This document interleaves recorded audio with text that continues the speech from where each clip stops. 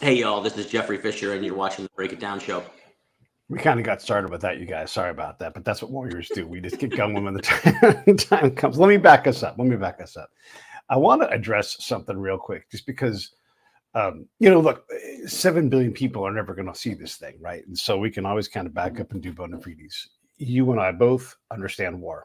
We understand it from our level. You fly things. I walk across things. I do spy things. You do incredible things with airplanes. I can never do that. Your world is your world. I wouldn't want to be in it. I'd be uncomfortable in it. And my world is uncomfortable for you to be in, but it's amazing because we can have these conversations. We can disagree about these things. You had a very curious interaction on X, I don't know, a little more than a month ago with a dude who also has some bona fides as a CB. And I can be critical because here's the rule, right? Like, we all can give each other credit. Like, hey, you've done things, you've gone places, and you get credit for that. We're all warriors. But when you start throwing around, not you, but when he starts throwing around the word coward and he calls you out, it's like, well, here's the platform. And I dust off my floor and I'm like, come on in here, fair fight, go ahead, you guys can talk. And when he doesn't even respond to me professionally, that's no good, and when he denigrates you and says that you're afraid and he wants to control all the aspects of an interchange, that sounds to me like a coward. And I don't know what you think about that. And I wanted to cover that because I didn't at all like that thing. I offered a fair, like, let's just have, look, I'll sit back. And if it's not fair, you can point at me and be like, Pete, that's not fair. And then I'll be like, you know what? Yeah, fine. Let's let me hear that part of it. But I just, people don't always understand that we have a kind of an unwritten code, and he doesn't get to do that to you publicly without saying, I'm making a public apology. I've called this man a coward, or you get to walk up to him and dot him in the eye and be like, that's for calling me a coward. That proves that I'm not. Now we can go back to living our lives. And then the score is settled, right? And you dust each other off. We've all punched our friend in the mouth in the military. It just happens. Yeah. So look, he is I mean, I'm not going to call him names. He does what he does, right? And I think he does what he does. And he's got a lot of followers, so good for him. Congratulations. Right. Yeah. I think the thing that I would be critical of him, though, is like he claims to be a ultra right wing MAGA, proud of it, wants to be, freedom for everybody and democracy reigns free, and he loves to wrap himself in the American flag. And the truth of the matter is, it's all a show, right? The truth is, he's not about democracy. He's about entitlement. He wants to have everything. He doesn't want you to have anything. Right. Democracy is about equality and freedom. And I mean, here we are on June 19th, right? We're talking about the end of slavery and abolishment of slavery and giving everybody the right to the Bill of Rights, right? Everybody. Yeah. So if he chooses to want to have the Bill of Rights and freedom of speech and cut me off and not let me speak, it's not democracy he wants. He just likes his entitlement. Yeah. Also, by the way, in the middle of Pride Month, where we take time to slow down and say, hey, you know what? We haven't done a great job about this. Let's make sure we slow down and acknowledge that people get to be people. No matter who or how they love, we embrace love around here, right? And it's supposed to make you a little bit uncomfortable because we do have a checkered past with that. But we're supposed to, especially here in America, be better at that and help lead the way, right? So I wanted to make sure we covered some of that, because there is that bona fides, that thing that we get to look at other warriors and say, you are absolutely a warrior. Even if you ride a desk and you are doing personnel stuff, man, I need to get paid. I need my things to happen, and I appreciate it. And yeah, I'm going outside the wire every day. You're going up in the air every day. We're doing things that are more dangerous than what you're doing, but if a mortar comes into the chow hall in the day and you're the one there with the bowl of ice cream and it hits you, you're just as dead as I am, So we all get credit, but you don't get to run around and flap your jaws and say things about people's courage, because you have courage. You've done it, Everybody thinks they're courageous until something dangerous happens, and either you run towards it and you deal with it, or you don't, and you just don't know until that moment comes. 100%. You're spot on. Yep. Cool. All right, we covered that. Good. And we didn't say the dude's name because that's not really important. What's important is that people understand that when you see these things and say these things, there's a bit of a code going on. All right, so I want to talk to you about Ukraine first, because airplanes are involved, and who better to talk to than you about this? Yeah, so we got F-16s, right? Eventually going to show up. I have an article probably coming out in the Hill in a few days on it. A little disappointed. I think the current administration's not getting it right. And the sad part is, I think they're not getting it right because they don't want to get it right. And that's my speculation. Right. I mean, I don't just come up with these things. I can back it up, right? So Right. look, when F-16s were originally talked about, right? I mean, we have to go back to about a year and a half ago, right? Yeah. There were people in the Biden administration that were literally against the F-16, and instead of just stating, "Hey, I'm against it," they actually tried to come out and they tried to give excuses why the F-16 was wrong, right? The runways in Ukraine can't support this. The Ukrainians would never be able to learn to fly the F-16. Too stupid. And of course, people like me were writing op-eds going, look, these are all 100% false. The California National Guard, which is the state partner with Ukraine, was literally flying F-16s in Ukraine pre-2014. So I don't know how you. I mean, I've got the Department of Defense divots, which is the public affairs office, has video and images of F-16s flying out of Ukraine. I don't know how you say that, right? I can probably pull that up while you're talking. Go ahead, keep going. Right. Yeah. So you then kind of see a situation where the British, along with the Dutch and the Danes, although the Brits didn't have F-16s, they were supporting and giving money to them. They basically said, "Hey, United States, we want to give our F-16s to Ukraine," and they put the administration in a very tough situation. Because the United States has third-party transfer privileges. They can say no, since the F-16 is a U.S. asset. And instead of saying no, they said, "Oh yeah, absolutely, it's a good idea," right? And I'm certain they didn't want to say that, but they were forced into a situation, and politically they didn't want to make it look like they were not supportive of Ukraine. I would argue there was probably a lot of back channel discussion between the embassies in those three nations, the Danes, the Dutch, and the United States, to basically say, "Dude, don't do this," right? You're literally putting us in a really, really compromising situation. We want to say we support Ukraine, but we don't want F-16s to go. And those nations said, one of them anyway, said, "Look, we haven't forgotten Malaysian Air's MH17. We haven't forgotten, and we want our pound of flesh." So then the United States says, okay, and then they said they're going to do training. They'll be responsible for training. It wasn't that they just were going to do training; they're going to be responsible. And now we're in a situation where F-16s are imminent. They're probably going to be in there over the next 2 months, right? And if they're not in next month, and we have maybe 15 pilots trained. And anyone who knows anything about flying, if you have 60 airplanes, 15 pilots isn't enough, right? You need somewhere on the magnitude of anywhere from a 1.5 ratio to a 2.0 ratio, which will be somewhere between 90 and 120 pilots. 15 is not even close. So the question then becomes, okay, well, can the United States train more? Well, I talked to the public affairs officer out in Tucson, which is the 167th wing, is responsible for training foreign pilots in the F-16. That's their job, right? I was shocked to learn that they only get funding for 30 training slots a year. Out of all the nations that fly F-16s, right? Yeah. They're only training 30 pilots a year. So I mean, worst case, even if every training slot in Tucson was given to the Ukrainians, yeah, it was never going to be enough. Never going to be enough. Yeah, right. Is that design or is that just no budgeting ask? That's the budgeting ask. They can't, and the PAO, Major Harrigan, I believe her name was, or Hannigan, excuse me, Major.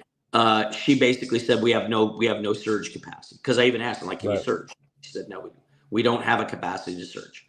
So I said, okay, it's fair. I have to take her at her word, and I don't doubt that she's lying to me.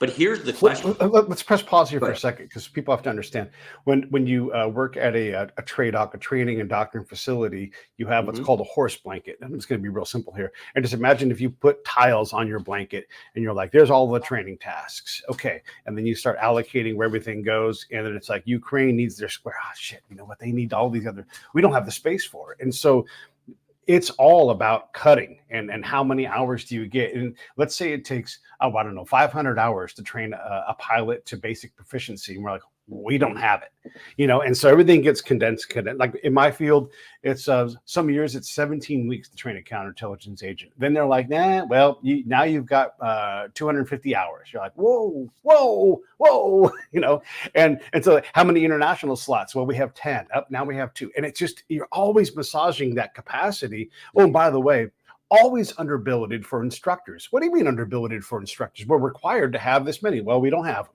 Well, where are they going to come from? Got to pull them from the field. And the field commander's like, hey, I'm a field, So when you talk about this, there is a lot of like, you're managing many things. And so folks have to understand that the people are always fighting for their peace, but at some point there's decisions made and every now and then it flexes back out, but quite often you're fighting that battle because it's going to get smaller, even if it means like, hey, we can't do it with that. Like, and then the sergeant major he says these words, you got what you got. And then that's it. You got what you got and you go do the job. Sorry, Jeff, didn't mean to get in your way, but that's important. No. That's 100%. And actually that leads to where I'm trying to go, right? You talk about a horse blanket, right? And we call it, a basic master schedule for planning, right? And, and that's, if there's one thing the military is good at, it's building a plan. And we actually train to plan to learn how to plan. Like that's what we do. We plan, right? We build plans. And, you want to believe that there was some master horse blanket out there that basically said on month X, F-16s are going to arrive in Ukraine. And there's going to be an operational line, and there's going to be a maintenance line, and there's going to be a training line, right? Yeah. And that training line lining up with X is going to have, let's say, just a 1-to-1 ratio. So let's say 60 pilots, right? Yeah. Let's just say 60 pilots, right? Yeah. And you're going to back that timeline up just like we do. Yeah. Anywhere that horse blanket existed, whoever was responsible for training would do, we can't get there. There's literally just not enough, right? And when you say there's not enough, then it forces, as you said, it forces leaders to make tough decisions. Yeah.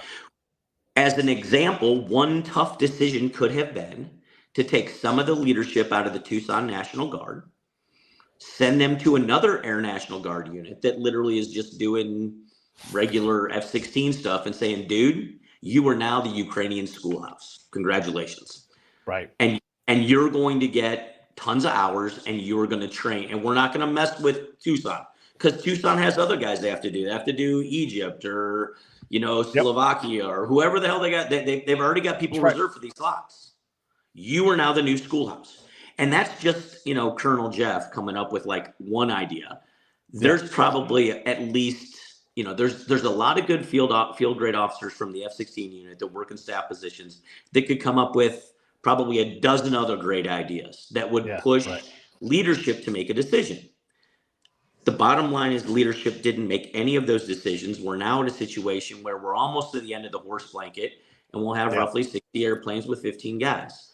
So again, it's hard to believe that this administration, when they say that we're going as fast as we can to get F-16s there, they can say that. I would just say that we have a little bit of a Jekyll and a Hyde situation going on. Sure. Yeah. And here's the last thing I'll say on this one, right?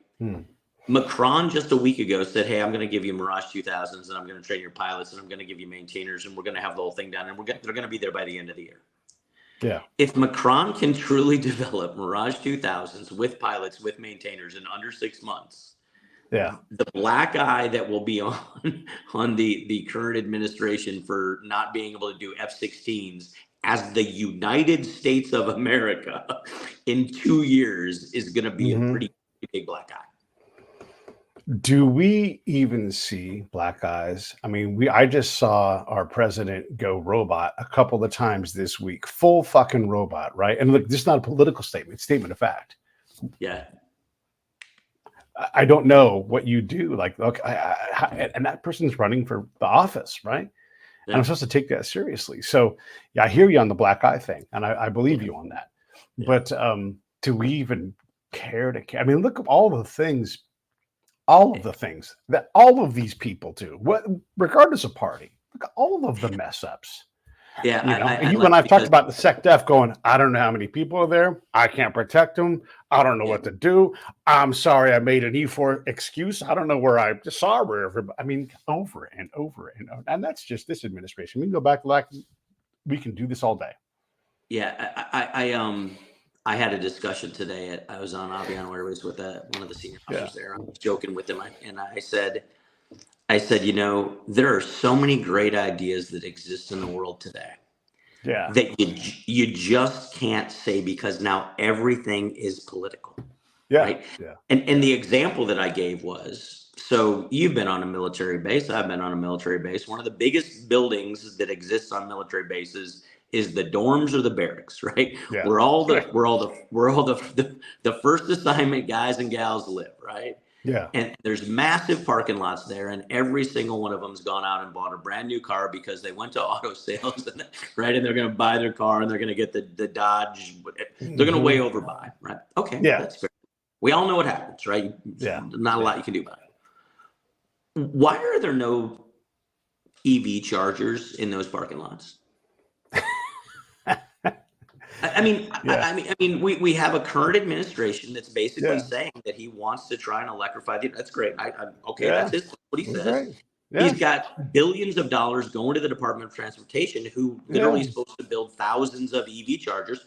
I understand they're having trouble, and I'm not trying to make this an excuse thing, but it's if you're trying to sell EV chargers to a gas station, right?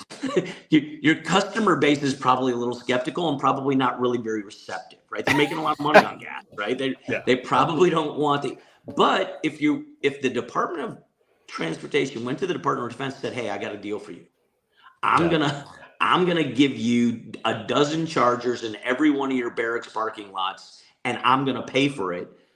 Yeah. DOD is going to go, bring it on. Let's go, right? Yeah. Bring it on. But that whole discussion that you and I just had, because we can be adults in the room, literally gets lost in the sauce between an R and a D, and you're either a tree hugging liberal or you're it's nuts. Yeah. So anyway. Yeah. It's a fact, right? it's a fact. And that's the other thing is so many of these problems, like when does the politics stop and the actual problems start, right? And so just going back to the F-16s, I know people who are in the room trying to negotiate with the Ukrainians, and this is the problem part of this. And the Ukrainians just could not get their hands out of the greed pot. They just would not stop asking for their hunk of the pie. And among the people that I know in there, they're like, hey, there's plenty of gravy in these contracts. It's designed this way. You're going to make a lot of money if you just wait for the planes to get here. You're going to make a lot of money. It's designed this way. We want you to do well. And they're like, and so how much comes before that? And he's like, nothing comes. You're just going to get these planes and you're going to make a lifetime's worth of money.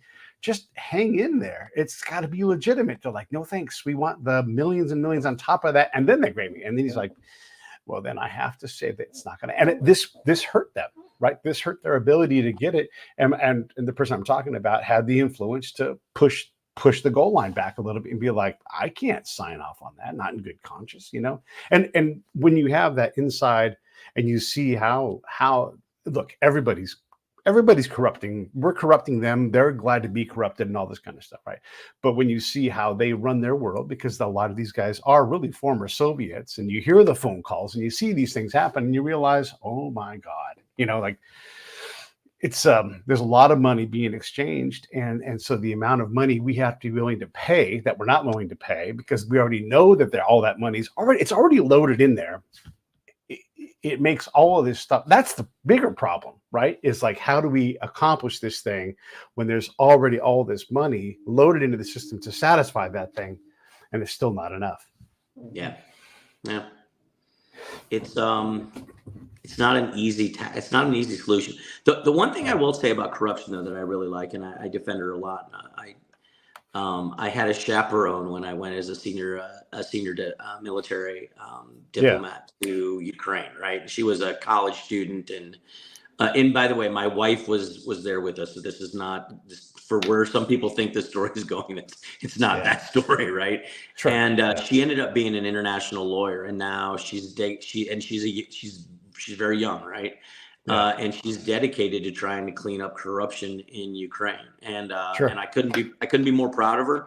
I think she's Yeah. doing great. Her name's Ilana Kovaleva. She spoke in Brussels just this past week on some of the things that they're doing to counter corruption. She's got a long way to go. It ain't clean yet. It ain't No. even close to No. being clean, Not even right? close. Yeah. Right. Yeah. But I like the steps they're taking, and I, and so when people talk a little bit about corruption, I don't dismiss it. It's happening. I do Yeah. know between Russia and Ukraine, one of those nations is trying to clean it up. The other one doesn't Fair. really give a shit. Yeah. That's completely fair. It's and I guess when I'm layering that in, I'm trying to add in the complexity that's not even political in terms of our party system, right? Because these Sure. things are challenging. At least I don't see an end to the Russia-Ukraine conflict coming anytime soon. I thought we might see it this year, but now that we've bolstered Ukraine with weapons, now that Europe is trying to kick in more on their end, it seems like we're going to continue to push this forward. And just more grisly loss of life is coming, and I just don't know where I don't know what are your thoughts on it? Do you see an off ramp anywhere in our future? No, not at all. And look, Yeah, it's not that I don't want there to be an off ramp, right? I course, don't like of course. war. I freaking hate Right. war. And you and I, and to a degree, every single person who's fought in military, we often get labeled Yeah. as warmongers. Like this is our business. We love Right. to fight. And I would tell you that if there's anyone out there that doesn't love fighting, it's actually usually the guy that had to fight, right? Yeah. So Yeah, completely true. I would love to see an off ramp.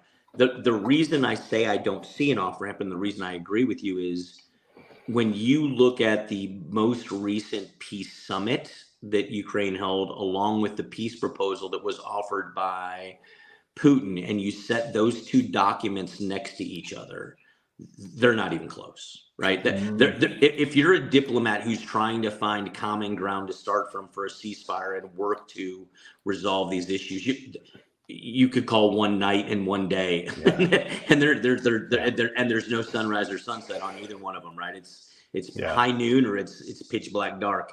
So if you don't have those sides anywhere close to each other, they're gonna fight. Yeah, it's really hard. And I'm really critical of the State Department. They have a very hard job, and 99% of the time it works good enough that we don't complain about it. We don't even see it. But in cases like this, I just, I look at our last 25 years of history, and we have not done a very good job in these areas where it counts, where we need them to come through and have ideas. And I know Ukrainian businessmen. I do now. I mean, I know these guys, and whether they could be lying to my face, but I know these guys are looking to the West. They're like, we don't want to be partners with Russia anymore. Yes, we're going to be neighbors. Yes, we're going to do business with them because there they are. And they have things that we need. We have things that they need. So yeah, we're going to do business with them, but not right now. But we'd rather be partnered with you guys, making things for you guys. You have China making stuff for you. We'll make stuff for you. They can turn dirt into things. It's amazing. Let's let them do that. Our State Department people hate that idea. They just hate it.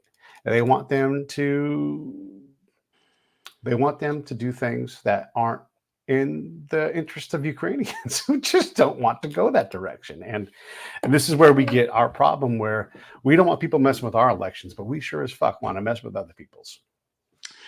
Yeah, there's a lot to unpack right there, right? And I don't right, but so I've worked closely with State Department, and I would tell you there are a lot of them that are extremely intelligent.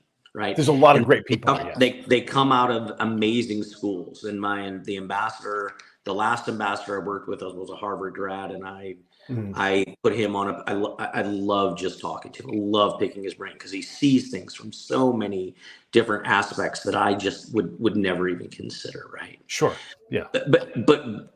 But I am starting to believe that under the best intentions, our diplomats years and years ago led the world down a very dangerous path.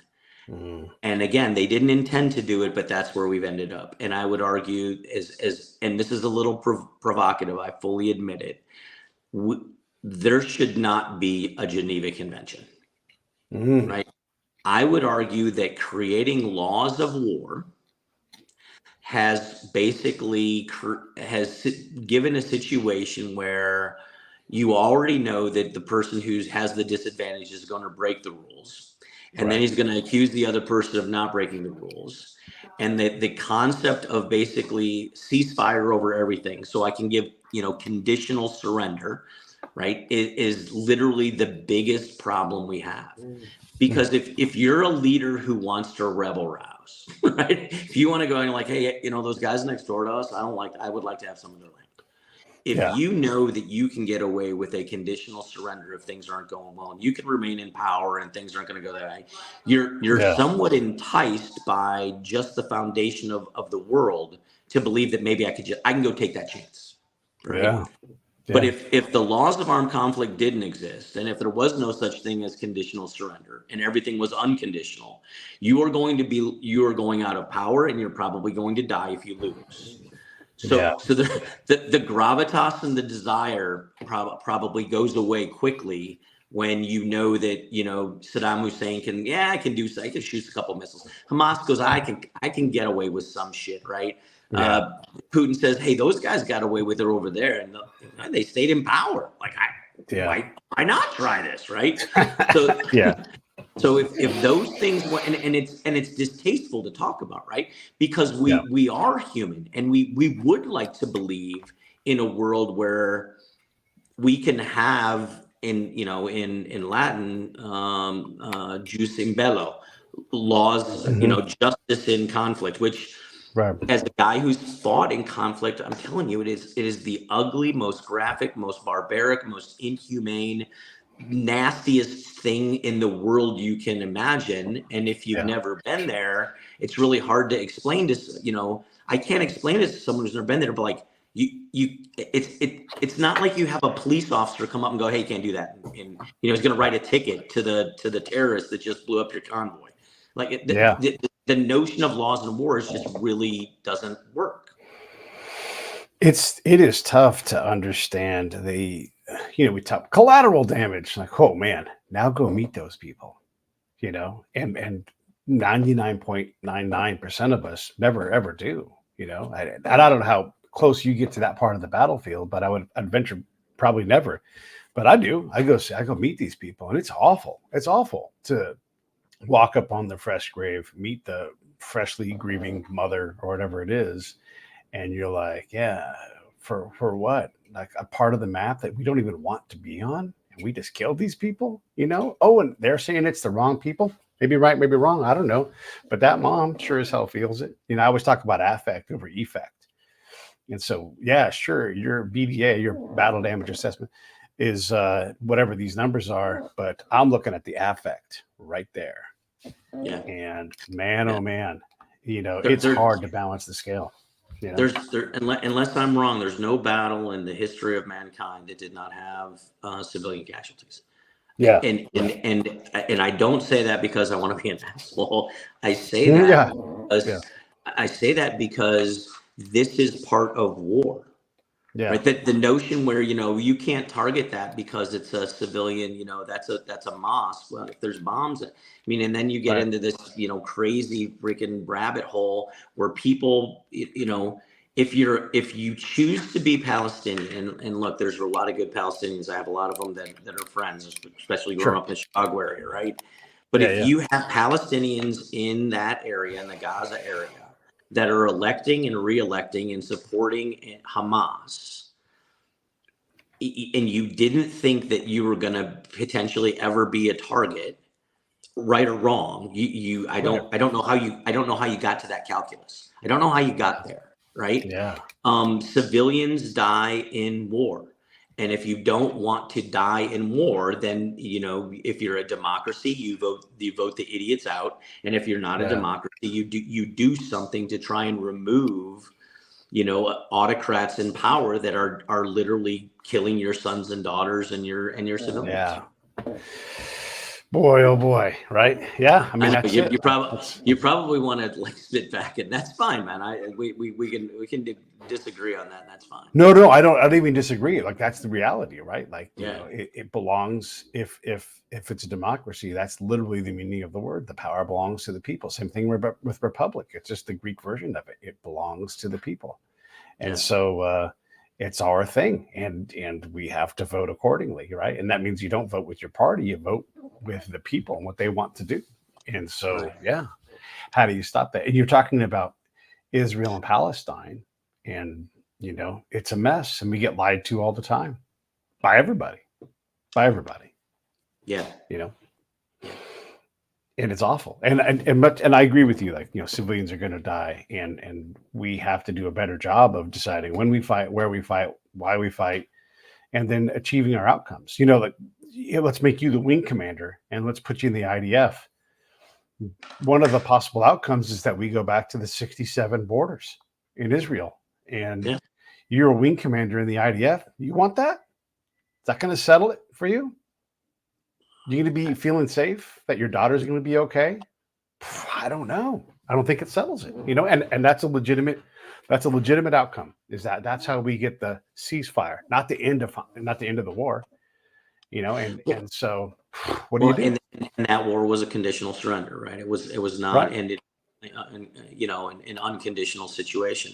And I think that's why you see, whether you like Netanyahu or not, I think that's why Right. you see him refusing to take any kind of ceasefire agreement and then conditional surrender. I think that he realizes that there are a lot of wars that I can cite that ended with unconditional surrender, and they truly ended, right?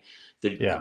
World War II in Japan, World War II in Europe, the Civil War. These are examples of wars that, no kidding, ended, right? Right. Right. Because it's really hard to misunderstand unconditional, Right. right? Yeah. Yeah. Lawyers can read conditions very, very differently, right? Like the Serbs and the Kosovars can read that Hmm. conditional surrender very differently. And that's why we still have Yeah. 20 plus 25 years later, right? Yeah. 25 years Yeah. later, you still have NATO forces in Kosovo. It's true. And how rare is it to get a civil war just to simply turn off? It's very Yeah. rare. Very, Yeah. very rare. And so you're right. Like, how do you do this? And so I don't blame that wing commander. And I don't know if it's a wing commander, whoever it is, but I don't blame that person that said, no, enough's enough. We're just going to fight longer. And then when you see the other side and their history of walking away from deals, or the deal they recommend, and you're like, I don't take that seriously. No, you apparently, you keep launching rockets. Apparently you still got some fight in you. So here's some more fight.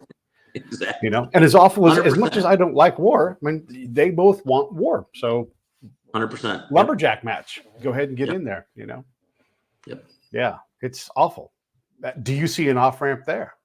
No.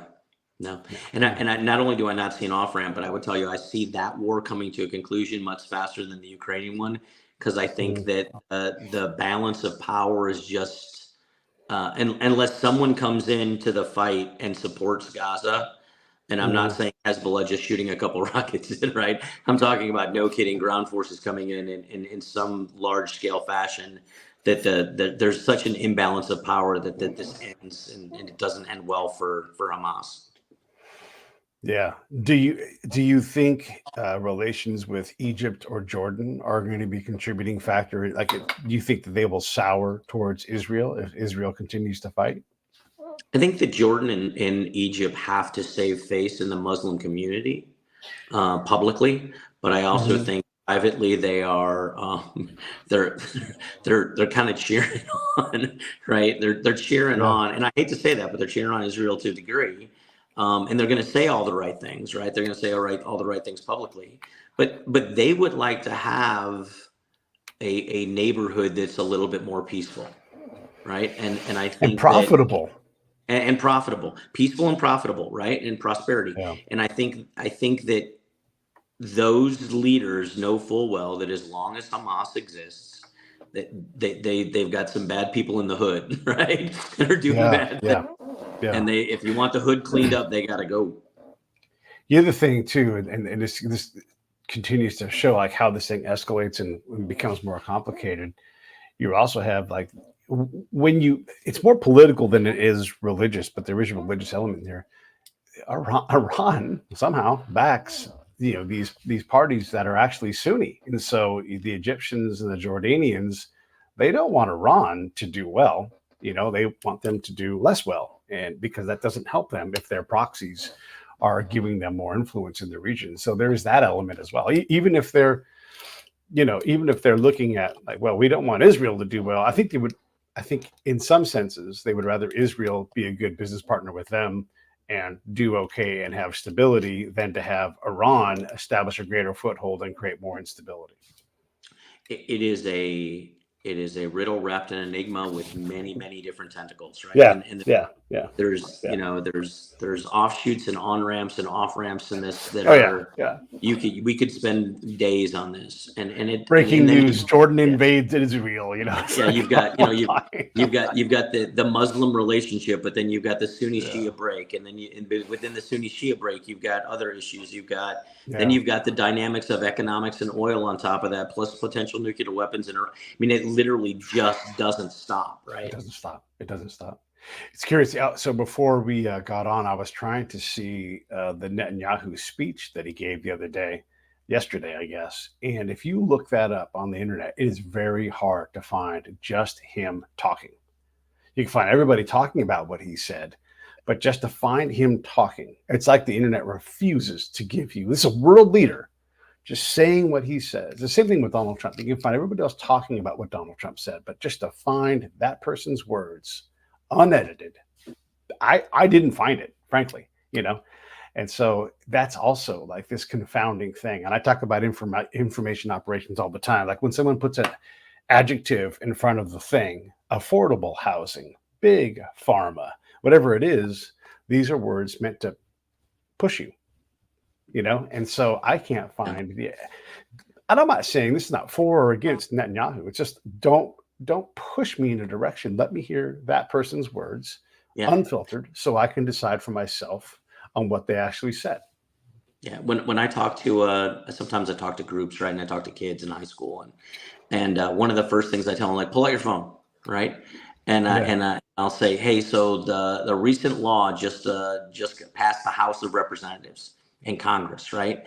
I want you to tell me how your congressman voted. Right. Yeah.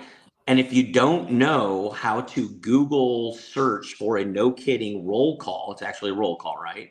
You can sit there and type in, House Resolution 219, and you'll get 50 different news outlets telling you what they think of it. Yeah. But you can't find out how your congressman voted. And of course, they pay to a degree. They pay Google to actually get to the top of the search engine.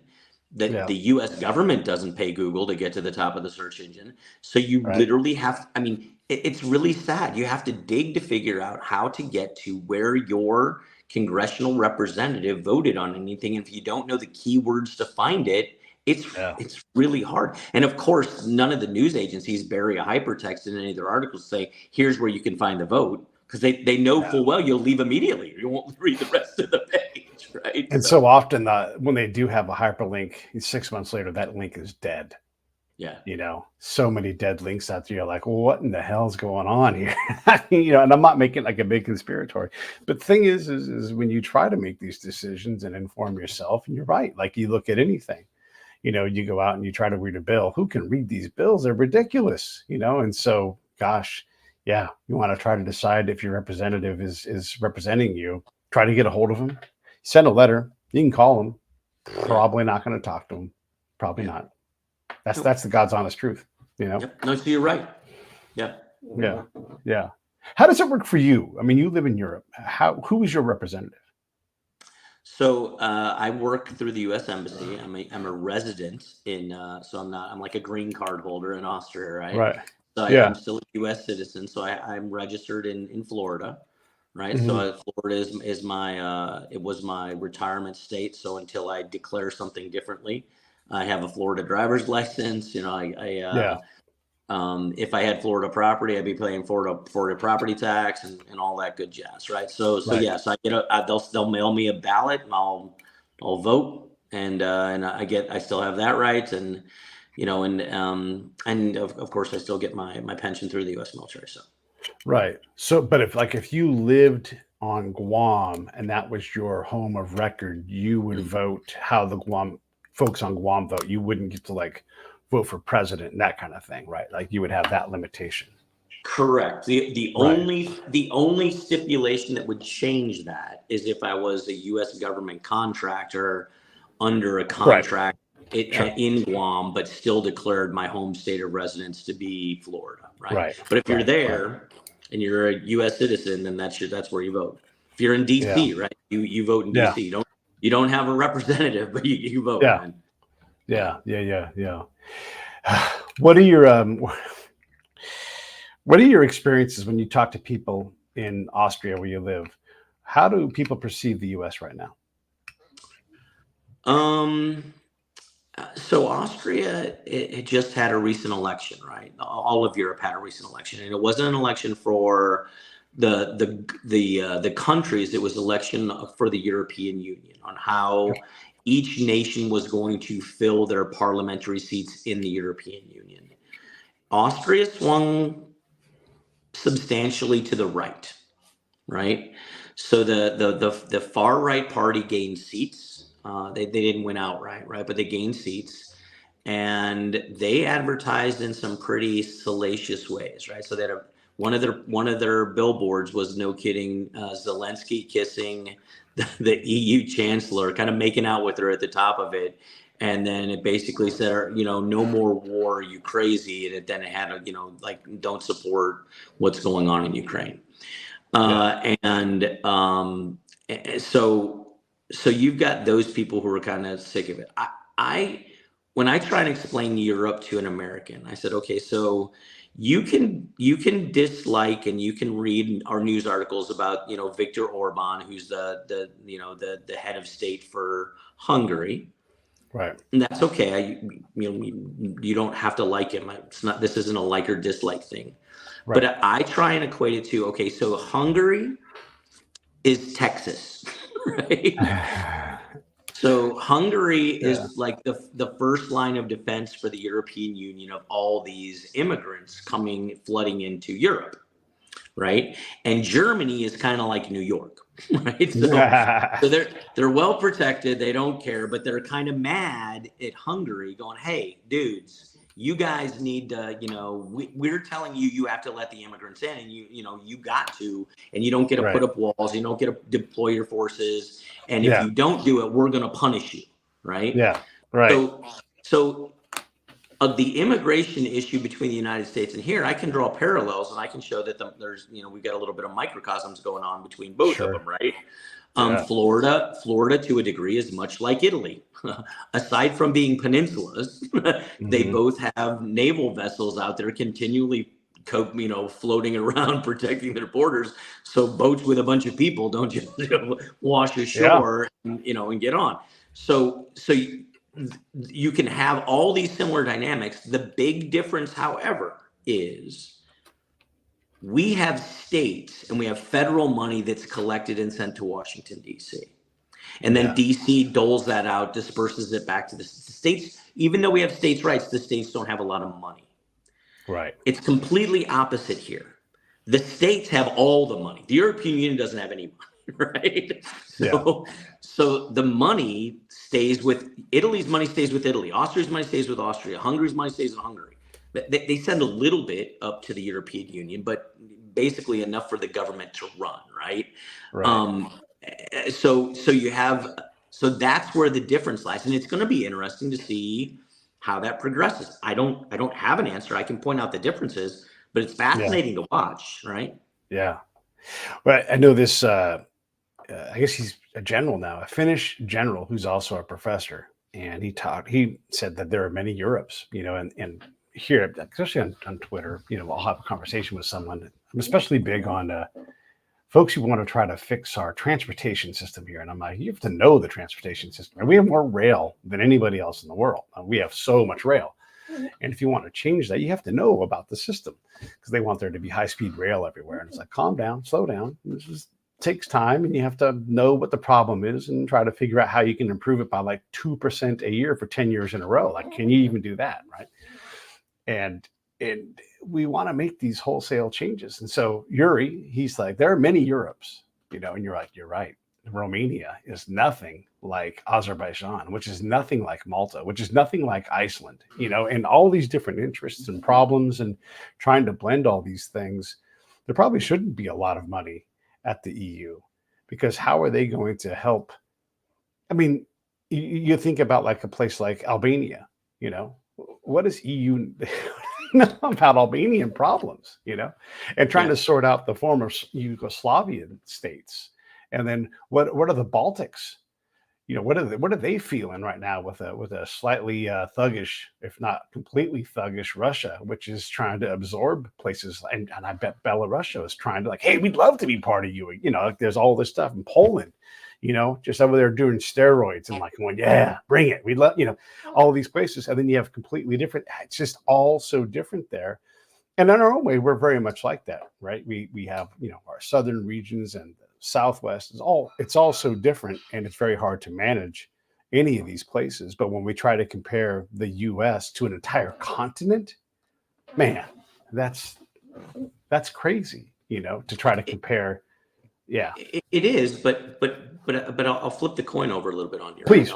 Right? Yeah. So what if in the United States a law passed that basically said that states that collect federal funds get to keep 90% of their federal funds, and they only have to send 10% of those funds to Washington, D.C. Okay. Texas is going to act in Texas's interests. California is going to act in California's interest. Yeah. Washington State or Arizona, pick the state, New York, right? Florida. Yeah. And they're going to all get their own money, and they're going to do their own thing. And they're basically, because a governor is elected by its people, right? And so if his people say, dude, you're not doing what I want you to do, you're out, right? Yeah. But we have this situation where you have a national leader telling all these different states, I know that from a personal state perspective, you think this is your interest. Right. But it's not. It's not in the U.S. interest, and therefore I'm not going to help you. Right? It's just unbelievable.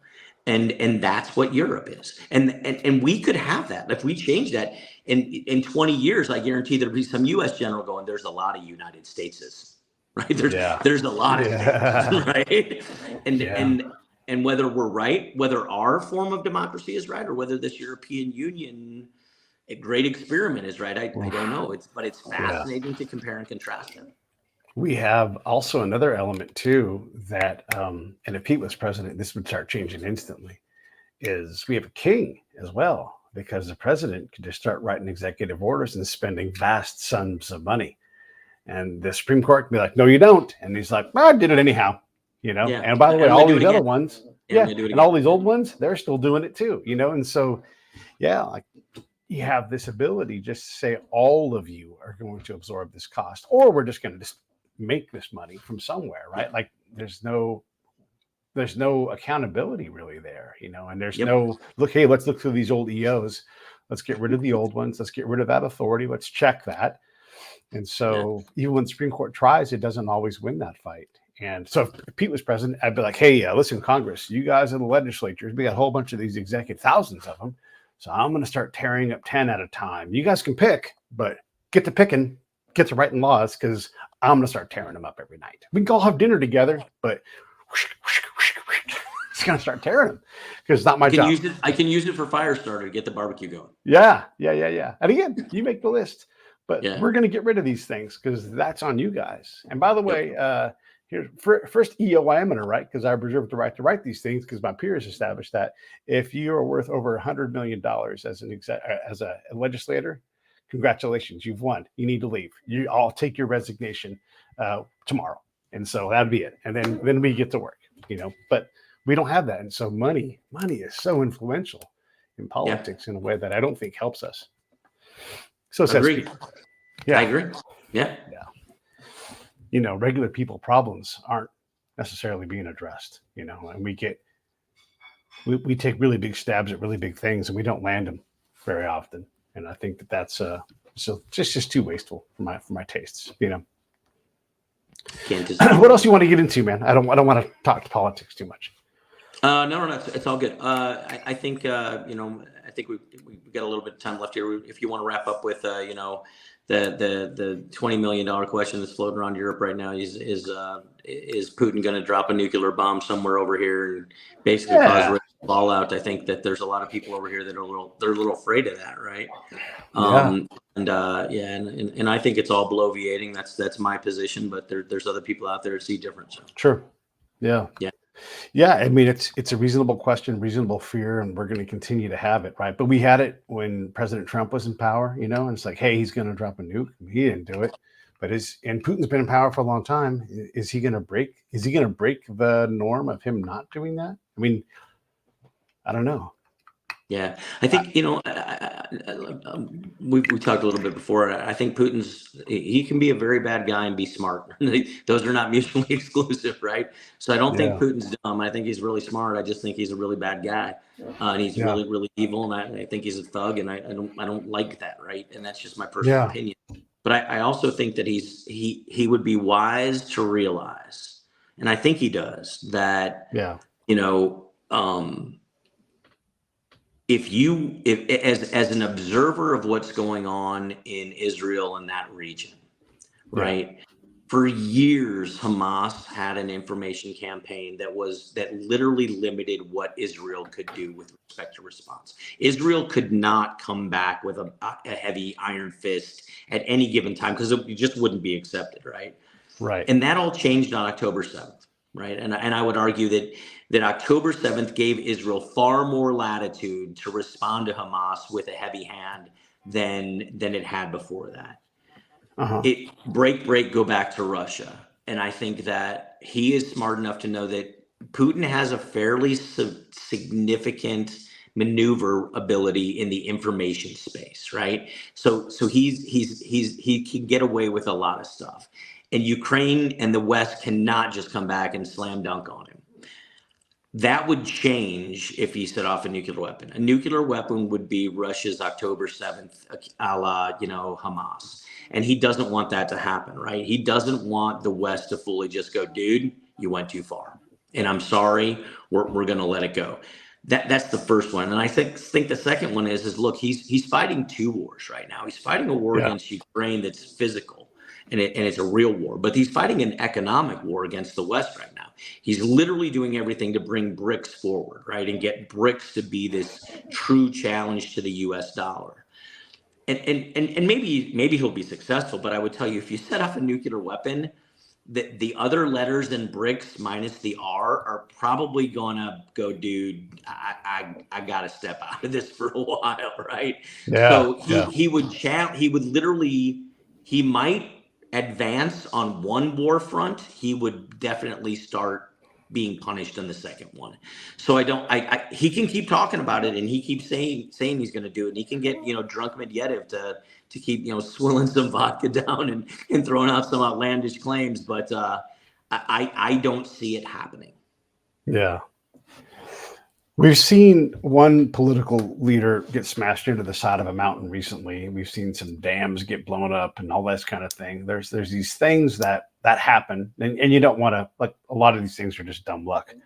But sometimes a SEAL team or something equivalent takes care of things, and it changes how the world operates, in a way significant enough that it does change things. So, at any time, something can happen. That's not a nuclear bomb.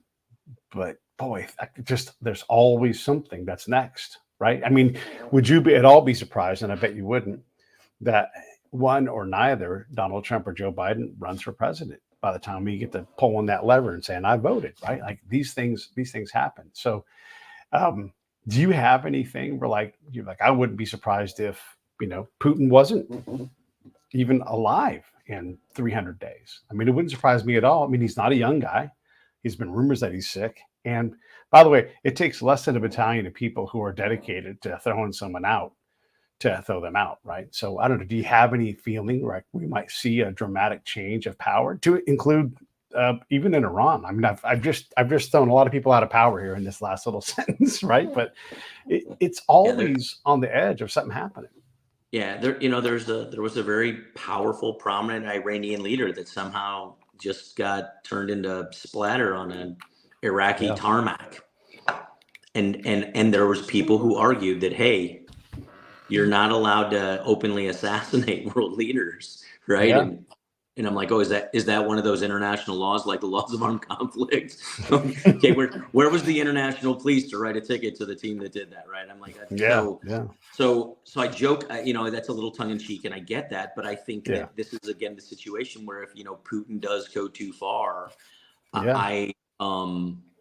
he might not be, and there's a lot of ways that, and look, Russians are some of the most creative ways at how assassinating people. Radiation, In foreign countries. falling out of windows, Yeah. right? So Yeah. yeah, I don't know what the U.S. creativity would look like that on that just yet, but so no, nothing surprises, nothing right now surprises me. Israel, very creative. They will come grab you in a foreign country. They will kill the wrong person and be like, oh well, don't kidnap our people. You don't have to like Masood, you just have to respect him, right? So yeah. When I've said from the beginning, since October 7th, at some point the Mossad is going to go and they're going to assassinate someone in some foreign hotel or whatever, and they're going to be like, yeah, that's what happens. That part of the war hasn't happened yet. That's all. If you're the Hamas leader down in in Qatar, and you're $7.2 estate with your billions of dollars, and you probably got a pretty good security detail right now. Don't get comfortable. Exactly. I don't know if you know the story, but they took out like a thing and they did an obituary for one of the guys that wasn't dead yet, and they're like, this poor guy got blown up with a phone bomb, and that guy was not dead, and then he was dead, and guess what killed him? Phone bomb, right? So they knew, and it's like, we want you to be unsettled before you die. And so they're very creative, and these things happen. They happen, and they're going to happen, and you just hope that the world can like shudder for a second and then keep spinning and being somewhat normal, as these unconventional ways of fighting happen. So yep, we will see. All right. Anything else? Everybody should buy your books, by the way. Let's put the link up for your stuff, right? Let's not forget that. Let me put that up. Will you vamp for me while I go grab your website here real quick? Sure, absolutely. So I appreciate the books coming out, and I got a really great endorsement, right? So a friend of mine who's been a long time Navy SEAL, he just wrote me. He's like, hey, dude, I just finished your first book. It's rock solid. And I said, great. Now go write your Amazon review. He's like, I'm getting there, and so that's always good when you write about special ops and some things like that, and then some guy comes back who's been there and done that, and from a special ops perspective, and says, hey, yeah, you nailed it. It makes you feel pretty good. So. And that, by the way, for those that are out there, the name of that book is Live Range. It's available globally on Amazon. Another thing that and I know we've talked about this before. So my wife and I started we're now philanthropists. We started a nonprofit called Shelter to Service.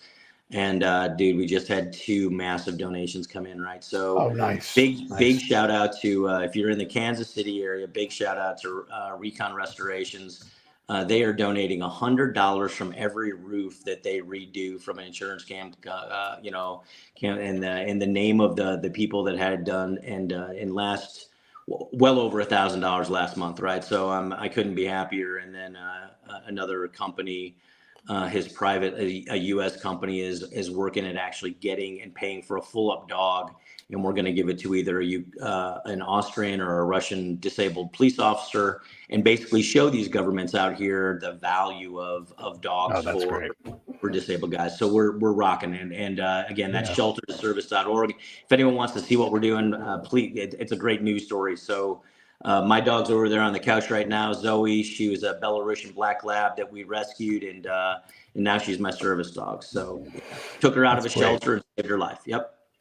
I love it. I hopefully I got that link right.